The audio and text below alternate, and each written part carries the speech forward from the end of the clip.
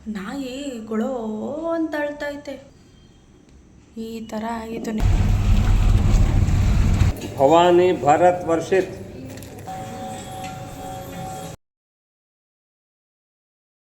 Welcome back to my channel. ಎಲ್ಲರೂ ಹೇಗಿದ್ದೀರಾ? ಎಲ್ಲರೂ ಚೆನ್ನಾಗಿದ್ದೀರಾ ಅಂದ್ಕೊಂಡಿದ್ದೀನಿ. ರಾತ್ರಿ ಎಲ್ಲ ನಿದ್ದೆನೇ ಇರಲಿಲ್ಲ. ಇವತ್ತೇ ಲೇಟಾಗಿದ್ದು. ಏನೋ ಒಂಥರ ಕೆಟ್ಟ ಕನಸು. ಸ್ವಲ್ಪ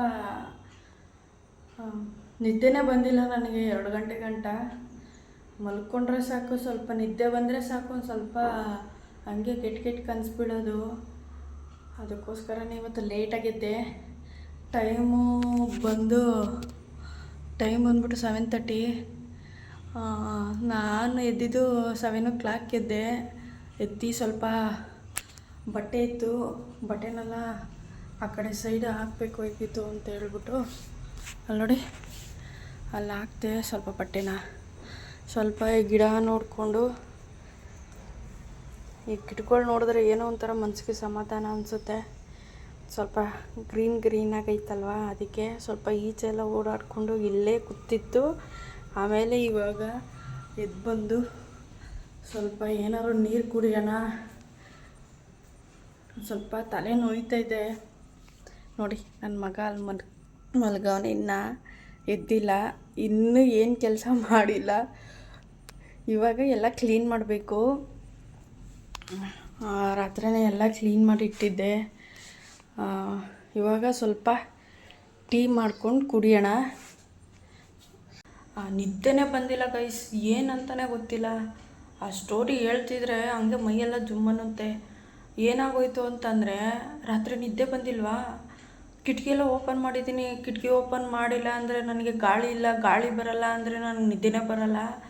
ಗಾಳಿ ತಣ್ಣಗೆ ಬೀಸ್ತಿದ್ರೆ ಸ್ವಲ್ಪ ನಿದ್ದೆಯಾರ ಬರುತ್ತೆ. ಅದು ಏನಾಗ್ಬಿಡ್ತು ಅಂದರೆ, ಕಿಟಕಿ ಓಪನ್ ಮಾಡಿಬಿಟ್ಟು ಮಲ್ಕೊಂಡಿದ್ವಿ. ಸರಿ, ನಾನು ಯಾವಾಗಲೂ ಕಿಟಕಿ ಓಪನ್ ಮಾಡಿಬಿಟ್ಟೆ ಮಲ್ಕೊಳ್ಳೋದು. ಒಂದು ಕಿಟಕಿಯಾರು ಓಪನ್ ಮಾಡೇ ಇಟ್ಟಿರ್ತೀನಿ. ನಾರ್ಮಲ್ ಟೈಮಲ್ಲಿ, ಮಳೆ ಸೆಕೆ ಟೈಮಲ್ಲಿ 3 ಕಿಟಕಿನೂ ಓಪನ್ ಮಾಡ್ತೀನಿ. ಈಗ ಚಳಿಗಾಲ ಅಲ್ವಾ ಸ್ವಲ್ಪ, ಅದಕ್ಕೆ ಒಂದೇ ಒಂದು ಕಿಟಕಿ ಓಪನ್ ಮಾಡಿಟ್ಟಿರ್ತೀನಿ. ಅದು ಏನಾಗ್ಬಿಟ್ಟಿತ್ತು ಅಂದರೆ, ಏನಂತಲೇ ಗೊತ್ತಿಲ್ಲ, ಏನೋ ನಾಯಿ ಗೊಳೋ ಅಂತ ಅಳ್ತೈತೆ, ಭೂ ಅಂತ ಅಳ್ತಾನೇ ಐತೆ. ನನಗೆ ಭಯ ಆಗೋಯ್ತು. ಅದು ಯಾಕೆ ಭಯ ಪಡ್ತಾ ಇರಲಿಲ್ಲ ಅಷ್ಟು ಸುಲಭವಾಗಿ, ಯಾವಾಗಲೂ ಬೊಗಳ್ತವಲ್ಲ ಬಿಡು ಅಂತ ಹೇಳ್ಬಿಟ್ಟು. ನಾನು ಸರಿ ಅಂತ ಹೇಳ್ಬಿಟ್ಟು ಏನಾಗೋಯ್ತು, ಕೆಟ್ಟ ಕನಸು ಬೇರೆ ಬಿದ್ದೋಯ್ತು ಗೈಸ್. ಅದಕ್ಕೆ ಆ ಟೈಮಲ್ಲಿ ಎಷ್ಟು ನಾರ್ಮಲ್ಲು, ಎಷ್ಟು ಟೈಮು ಅಂದರೆ 1:30ಗೆ ನಾನು ಮಲ್ಕೊಂಡಿದ್ದೆ. 11 ಗಂಟೆಗೆ ಮಲ್ಕೋಬೇಕಾದ್ರೆ ಒದ್ದಾಡಿ ಪದ್ದಾಡಿ ಹೆಂಗೋ ಕಷ್ಟಪಟ್ಟು ನಿದ್ದೆ ಬರ್ಸಿರ್ತೀನಿ, ನಿದ್ದೆ ಮಾಡೋಕ್ಕೆ ಟ್ರೈ ಮಾಡಿರ್ತೀವಿ. ಅಂಥದ್ರಲ್ಲಿ ಇವಾಗ ನಾಯಿ ಆ ಥರ ಸಡನ್ನಾಗಿ ಬೊಗಳ್ಬಿಡ್ತು. ನನಗೆ ಬೇರೆ ಕೆಟ್ಟ ಕನಸು ಬೇರೆ ಬಿದ್ದುಬಿಟ್ಟು ಕೂತಿದ್ದೀನಿ, ಗೊಳೋ ಅಂತ ಅಳ್ತೈತೆ. ಆ ಕೆಟ್ಟ ಕನಸು ಹೆಂಗಿತ್ತು ಅಂತಂದರೆ, ಏನು ಹೇಳಬೇಕು ಅಂತಲೇ ಗೊತ್ತಾಗ್ತಾಯಿಲ್ಲ ಗೈಸ್. ಅದು ಹೆಂಗೆ ಅಂತ ಹೇಳೋಣ, ಏನೋ ಒಂಥರ ಭಯಂಕರ, ತುಂಬ ಅಂದರೆ ತುಂಬ ಮೈಯೆಲ್ಲ ಜುಮ್ಮಂದ್ಬಿಟ್ಟು ನನಗೆ. ಹಂಗೆ ಸರಿ ಅಂತ ಹೇಳ್ಬಿಟ್ಟು ನಿದ್ದೆ ಬರ್ತಾಯಿಲ್ಲ ಅಂತ ಎದ್ದು ಕೂತ್ಕೊಬಿಟ್ಟು, ಆಮೇಲೆ ಸ್ವಲ್ಪ ಮನೇಲೇ ಲೈಟ್ ಹಾಕ್ಕೊಂಡು 2 ವಾಕಿಂಗ್ ಮಾಡಿ ನೀರು ಕುಡಿದ್ಬಿಟ್ಟು ವಾಶ್ರೂಮ್ಗೆ ಹೋಗಿ ಬಂದ್ಬಿಟ್ಟು ಕೂತಿದ್ನ. ನಾಯಿ ಹಂಗೆ ಒಂದೇ ಸತಿ ಭೂ ಅಂತ ಹೆಂಗೆ ಅಳ್ತಿದ್ದೋ ಅಂತಂದರೆ ಭಯ ಆಗೋಯ್ತು ಗೈಸ್. ಅದು ಹಂಗೆ ನೋಡ್ಬಿಟ್ಟು ನಾನು ಏನು ಮಾಡಿದೆ, ಹೋಗಿ ಸಡನ್ನಾಗಿ ಕಿಟಕಿ ಕ್ಲೋಸ್ ಮಾಡಿಬಿಟ್ಟು ಬಂದು ಸ್ವಲ್ಪ ಹೊತ್ತು ಕೂತಿದ್ದ, ಆಮೇಲೆ ಮಲ್ಕೊಂಡೆ. ಕಳ್ಳ ಬಂದಾಗಲೇ ನೀರು ಕುಡಿ ಅಂತಂದೆ, ನೀರು ಕುಡಿಯಲ್ಲ ಅಂತ ಓಡೋಗ್ಬಿಟ್ಟ, ಬಿಸಿ ಅಂತ. ಯಾಕೋ ಹೇಳೋ ಮಾತೆ ಕೇಳಲ್ಲ ಇವಾಗ ಇತ್ತೀಚೆಗೆ. ಇವನಿಗೇನೋ ತಲೆ ಎಲ್ಲ ಈ ಥರ ಇದು ಬುಡ್ಡೆ ಮಾಡಿಸಿದ್ದೀವಲ್ಲ, ಇಲ್ಲಿ ನೋಡಿ ಹಿಂಗಾಗ್ತೈತೆ. ಈ ಥರ ಆಗಿತ್ತು. ನೆನ್ನೆ ಸ್ವಲ್ಪ ಜಾಸ್ತಿ ಇತ್ತು, ಎಣ್ಣೆ ಹಾಕಿದ್ದಕ್ಕೆ ಕಪ್ಪು ಕಮ್ಮಿ ಆಗೈತೆ. ಇವಾಗ ನೀರು ಕುಡಿತಾನೆ ನಮ್ಮಪ್ಪು. ಇಲ್ಲ ಮಗನೆ ಕುಡಿ, ಗುಡ್ ಬಾಯ್ ತಾನೆ. ಕೈ ತೆಗಿ ಬಾಯಿಂದ. ಏನದು ಗಬ್ಬಂಗೆ ಮಾಡೋದು? ಚೀ, ಆ ಥರ ಗಲೀಜು ಮಾಡಬಾರ್ದು. ಎತ್ಕೊಂಡು ಕುಡಿ. ಹೋಗಿ ಕುಡಿಯಲ್ಲ ಅಂದರೆ ನಾನೇನು ಮಾಡನಿ ನೋಡಿ, ಕುಡಿಯಲ್ಲ ಅಂತ ಹೋಗ್ತಾವನೆ. ಏನು ಮಾಡೋಕ್ಕಾಗಲ್ಲ ಗೈಸ್, ಮಕ್ಕಳೇ ಹಂಗೆ, ಕುಡಿ ಅಂದರೂ ಕುಡಿಯಲ್ಲ, ಏನು ಮಾಡೋಕ್ಕಾಗುತ್ತೆ ಅಲ್ವಾ. ನಾನು ಸ್ವಲ್ಪ ಈಗ ಟೀ ಕುಡಿತಾ ಇದ್ದೀನಿ. ಫಸ್ಟು ಟೀ ಕುಡಿಬೇಕು. ತಲೆ ಬೇರೆ ಸಿಕ್ಕಾಪಟ್ಟೆ ನೋಯ್ತಾ ಇದೆ. ರಾತ್ರಿ ನಿದ್ದೆ ಇಲ್ಲ. ಆ ನಾಯಿ ಬೊಗಳ್ತಾ ಇರೋದಕ್ಕೂ ಕೆಟ್ಟ ಕನಸು ಬಿದ್ದಿರೋದಕ್ಕೂ ನೋಡಿ.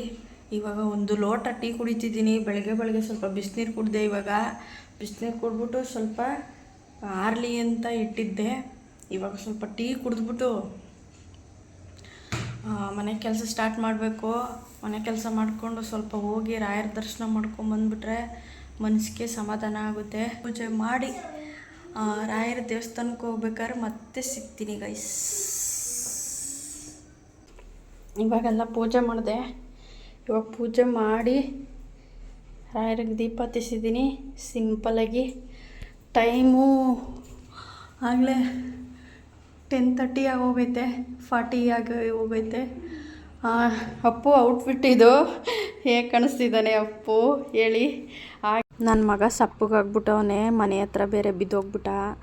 ಅದಕ್ಕೆ ಯಾಕಪ್ಪು ಸಪ್ಪಗಿದ್ಯಾ ಅಂತ ನಾನು ಮಾತಾಡಿಸ್ತಾ ಇದ್ದೆ. ಲೇಟಾಗೋಯ್ತು ಅಂತ ನಾವು ಆಟೋದಲ್ಲಿ ಹೋಗ್ತಾ ಇದ್ವಿ. ಆ ಕಡೆಯಿಂದ ಬೇಕಾದ್ರೆ ನಡ್ಕೊಂಡು ಬರೋಣ ಅಂತ ಹೇಳ್ಬಿಟ್ಟು ಅವ್ನು ಬೇರೆ ಕಾಲು ಲೇಟಾಗೋಯ್ತಲ್ಲ, ಅದಕ್ಕೆ ನಾವು ಆಟೋದಲ್ಲೇ ಹೋಗ್ತಾ ಇದ್ವಿ. ನಾನು ಮಾತಾಡಿಸ್ತಾನೇ ಇದ್ದೆ. ಬಿದ್ದಿದ ಮೇಲೆ ಕಾಲು ನೋವು ಅಂತಿದ್ದ ನನ್ನ ಮಗ.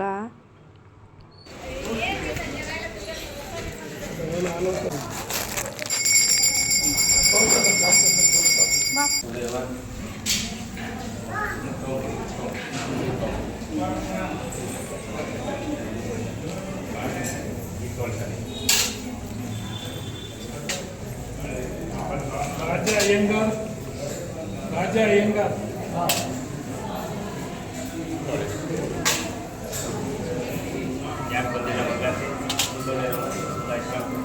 ರುದ್ರಾಂಬಿಕಾ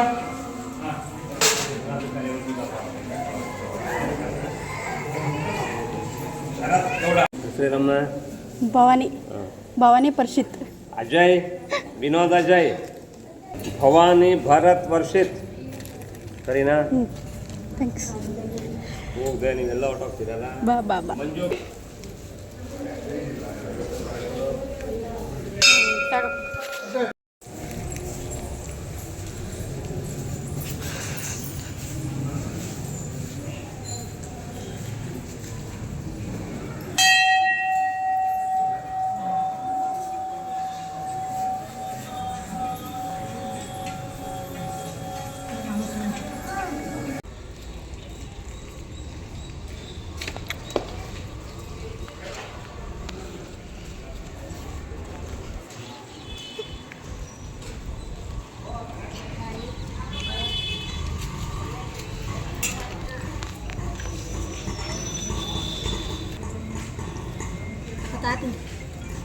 ದೇವರ ದರ್ಶನ ಮಾಡಿಕೊಂಡು ಸಮಾಧಾನ ಆದಮೇಲೆ ಅಲ್ಲಿಂದ ನಾವು ನಡ್ಕೊಂಡು ಹೊರಟ್ವಿ ಮನೆಗೆ ಅಂತ.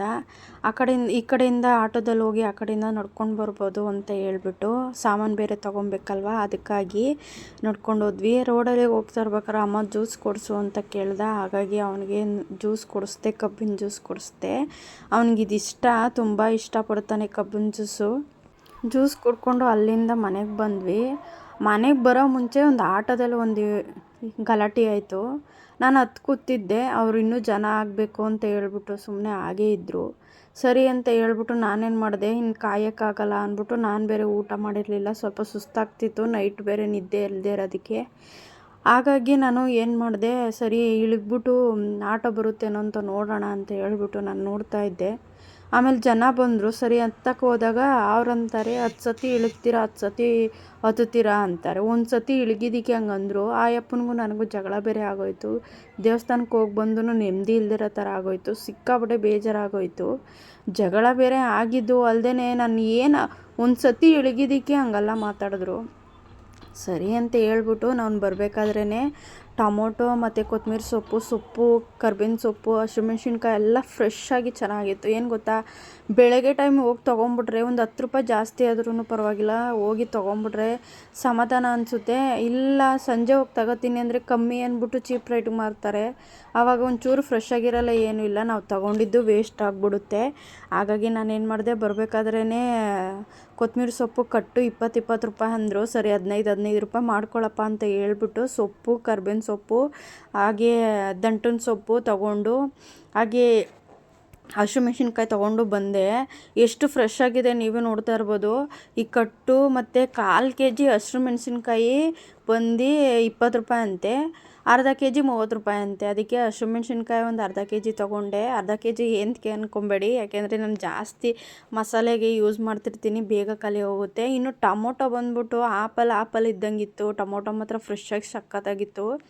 ಹಾಗಾಗಿ ಕಾಯಂಗಿರೋ ಟೊಮೊಟೊ ಬಂದ್ಬಿಟ್ಟು 1.5 kg 50 ರೂಪಾಯಿ ಅಂತೆ. ಹಣ್ಣಾಗಿರೋ ಟೊಮೊಟೊ ಬಂದ್ಬಿಟ್ಟು 2 kg ಬಂದು 50 ರೂಪಾಯಿ ಅಂತ ಅಂದರು.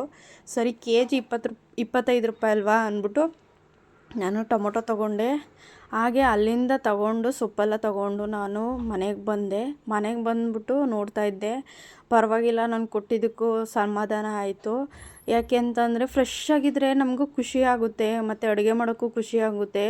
ಇವಾಗ ಕೊತ್ತಂಬರಿ ಸೊಪ್ಪು ಚೆನ್ನಾಗಿಲ್ಲ ಅಂತಂದರೆ ಹೇಗೆ ಮತ್ತೆ ಯೂಸ್ ಮಾಡೋದು ಆ ಸೊಪ್ಪನ್ನ ಹೇಳಿ? ಫ್ರಿಜ್ಜಲ್ಲಿಟ್ಟರು ಅದು ವೇಸ್ಟೇ. ಸುಮ್ಮನೆ ಚೀಪಾಗಿ ಕೊಡ್ತಾರಂತ ತೊಗೊಂಬಿಟ್ರೆ ಸಂಜೆ ಆಯ್ತಾ ಏನು ಮಾಡ್ತಾರೆ, ಇವಾಗ ಕಟ್ಟು 20 ರೂಪಾಯಿ ಇರೋದು 10 ರೂಪಾಯಿ ಮಾರ್ತಾರೆ. ಆಮೇಲೆ ಟೈಮ್ ಆಗೋಯ್ತು ಅಂತ ಹೇಳ್ಬಿಟ್ಟು ನಾಳೆ ವೇಸ್ಟ್ ಆಗುತ್ತೆ ಅಂತ ಹೇಳಿ ಏನು ಮಾಡ್ತಾರೆ, ಒಂದು ಕಟ್ಟು 5 ರೂಪಾಯಿ 10 ರೂಪಾಯಿ, 2 ಕಟ್ಟು ತೊಗೊಂಡ್ರೆ 10 ರೂಪಾಯಿ ಅಂತ ಮಾರಕ್ಕೆ ಸ್ಟಾರ್ಟ್ ಮಾಡಿಬಿಡ್ತಾರೆ.